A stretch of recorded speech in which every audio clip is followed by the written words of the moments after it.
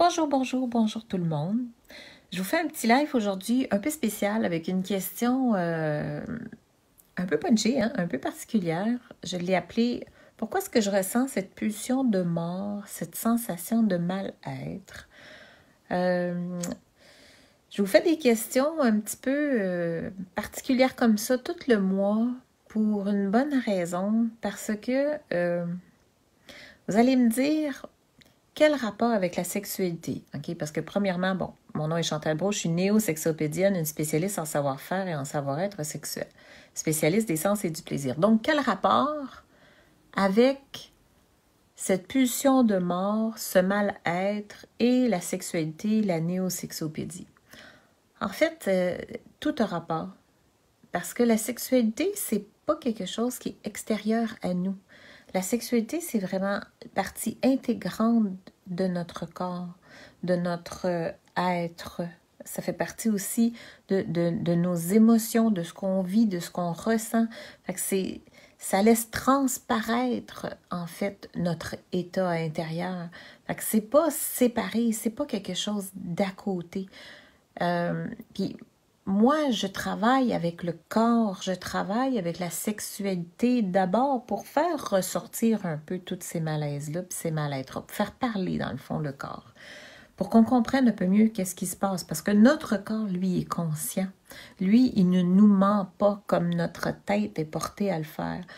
On est tellement fort dans le rationnel, bien souvent, qu'on va s'apporter complètement ailleurs, on va se convaincre de différentes choses. Puis c'est un peu ce que je voulais apporter aujourd'hui. Pourquoi est-ce que je ressens cette pulsion de mort parfois? Pourquoi est-ce que j'ai ce mal-être? Moi, j'ai appelé ça longtemps mon nuage gris, là, que j'avais comme un nuage gris au-dessus de la tête qui me suivait constamment. Et c'est mon exemple que je vais vous apporter aujourd'hui de vécu à travers ce live pour cette question et cette réflexion. Bonjour tout le monde, il y a beaucoup de monde aujourd'hui. C'est le fun de vous savoir présent. Vous me ferez des petites pouces si ça vous parle. Donc, je vais vous partager ça. Il y a été un temps, quand je me suis mariée et que j'ai eu mes enfants, où j'ai eu besoin, j'étais pas bien. Okay? J'étais très, très malheureuse. Pour moi, ma vie était finie parce que je trouvais plus de sens, je savais plus quoi faire, j'avais besoin de valorisation, j'avais besoin de travailler et me voir à la maison avec les enfants 24 heures sur 24. Pas que j'aimais pas mes enfants, au contraire, j'adorais ça, mais je me voyais pas faire que ça.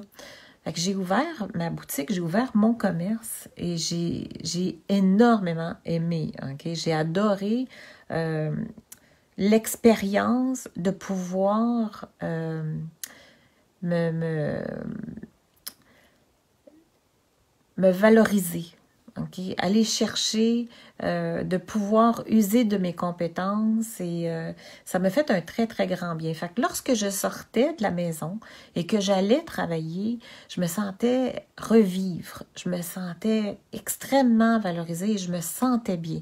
Et quand je revenais à la maison, même si j'adorais mon mari, même si j'aimais énormément mes enfants, pourquoi est-ce que, tu sais, j'avais une belle maison, j'avais à peu près tout ce que je peux vouloir, tout ce que tout le monde peut vouloir, on était enviés aussi, une vie de rêve si on veut.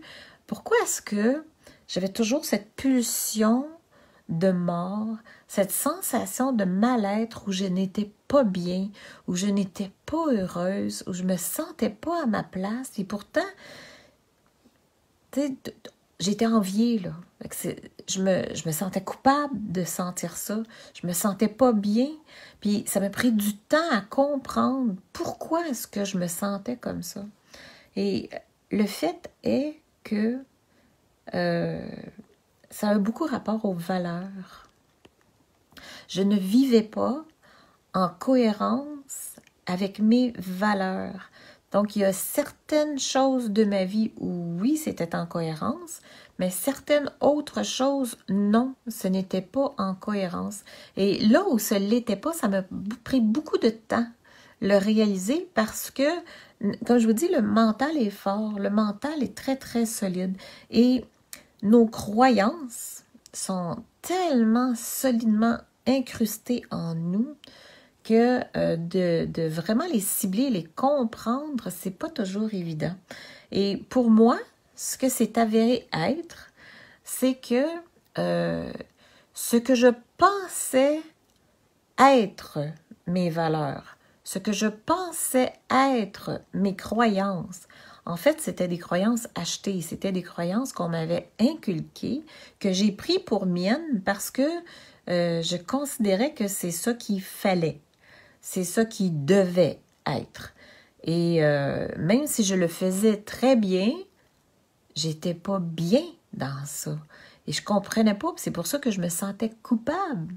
C'est parce qu'en réalité, j'aurais dû être bien. Parce que c'est ce qu'on nous a appris, c'est ce qu'on m'a appris, c'est ce qu'on m'a démontré. Maintenant, tu as une famille, tu as un mari, tu as une maison, tu as un chat, tu as des enfants, tu as tout ce que tu veux, là, fait que tu devrais être heureuse. Ouais, OK, j'ai tout ça là maintenant là. Puis pourquoi je suis pas bien? Pourquoi je suis pas heureuse? Mais parce que c'était pas ça moi, ma vie. C'était pas ça moi, mes valeurs profondes à l'intérieur de moi. C'était ce qu'on m'avait inculqué et c'était qu'est-ce que je croyais que je voulais. Ce que je croyais que je voulais. Puis je l'ai cru tellement fort longtemps que j'ai pas compris pourquoi est-ce que j'allais pas bien. Pourquoi est-ce que c'était si difficile? Jusqu'au jour où j'en ai pris conscience. Et qu'à quelque part, je me sentais envahie, envahie dans mon temps, envahie dans mon espace, envahie dans ma vie, parce que j'avais pas l'impression de la choisir. Et même si je l'ai choisi à quelque part, hein, c'était inconscient, c'était réactionnel à mes croyances. C'est important de cibler et de regarder vraiment c'est quoi mes croyances, c'est quoi mes... Puis, pas évident à cibler ça, hein, pas évident à croire. C'est pour ça que je vous dis, quel est le lien avec la sexualité? Quel est le lien avec la néosexopédie? Ben, c'est ça. C'est que moi, ce que je fais, c'est que je fais parler le corps. Je fais faire des exercices parce que notre tête, là, moi, j'étais convaincue bien trop longtemps que c'est ce qui devait être fait. C'est ce que je devais faire. C'est ce qui était la chose à faire. Fait que dans ma tête, je pouvais pas comprendre que ça pouvait être ça, la cause du fait que j'étais pas bien puis que j'étais pas heureuse. J'ai cherché tellement de choses alentour. Ça m'a distrait pendant des années à chercher et à chercher. Mais en faisant parler le corps, il est conscient, lui. Le corps, il est fidèle. Il est authentique.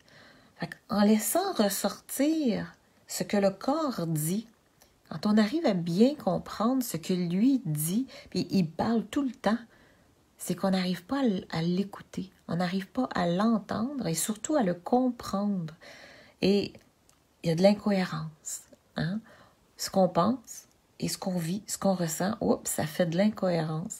Quand on réussit à remettre tout ça en cohérence, waouh, là, on a des réponses, c'est en lumière et la sexualité, ben, c'est exactement le reflet de la réalité.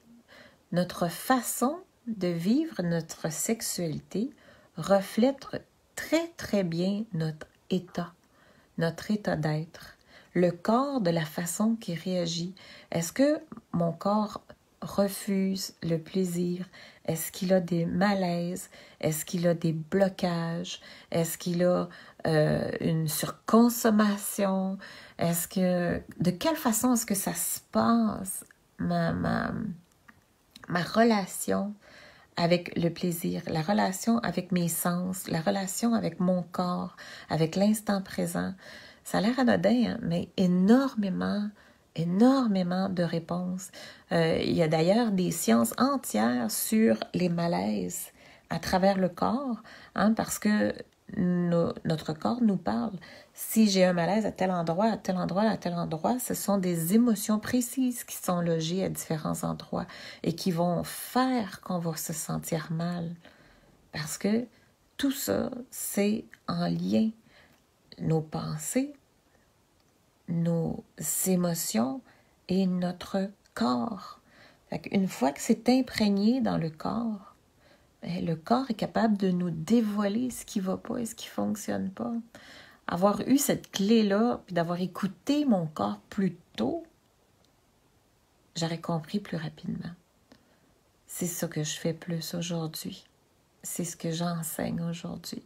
C'est ça la néosexopédie.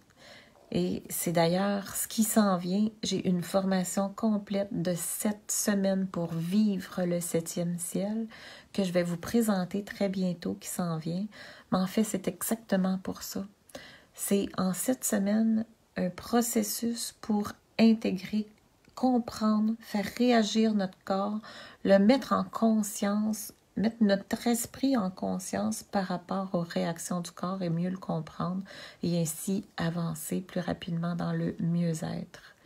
Quand j'ai compris mon mal-être, quand j'ai compris ma pulsion de mort, pourquoi est-ce que j'étais envahie, pourquoi est-ce que je ressentais ça, j'ai pu reprendre le contrôle sur moi, le contrôle sur ma vie et ce nuage noir-là a disparu. Cette pulsion de mort-là, elle a disparu. Je l'ai eu tellement d'années. Je l'ai vécu avec pendant tellement d'années. Aujourd'hui, non, c'est parti. Il n'est plus là. Je suis bien, je suis heureuse, je suis contente. Pas que j'ai pas des downs des fois, mais c'est pas un nuage gris, c'est pas une pulsion de mort. C'est ah, il y a quelque chose, tu sais, je vais le sentir, je vais aller creuser, je vais aller voir ce qui se passe, je vais écouter mon corps davantage et je vais aller voir c'est quoi le message qui me lance aujourd'hui. Qu'est-ce qui veut que je fasse la paix avec? Tout a rapport à ça finalement. C'est un peu ça le message que je voulais vous faire aujourd'hui. Dans les prochains jours, prochaines semaines, vous allez avoir un peu plus d'informations sur la formation qui s'en vient. Ça fait énormément de temps que je travaille sur ça pour vous sortir ça, où vous pourrez bénéficier de 27 ans d'expérience, de vécu en la matière, en néosexopédie. Vous allez voir, c'est vraiment quelque chose. Je suis très fière de cette réalisation et j'espère vous le partager en très grand nombre. En fait, ça ne pourra pas être en très grand nombre parce que je vais prendre juste un petit nombre de personnes à la fois parce je veux vraiment suivre et qu'on se sorte de là en l'espace de 7 semaines et qu'on atteigne le 7e ciel d'une façon extraordinaire. Que sur ce, moi, je vous laisse.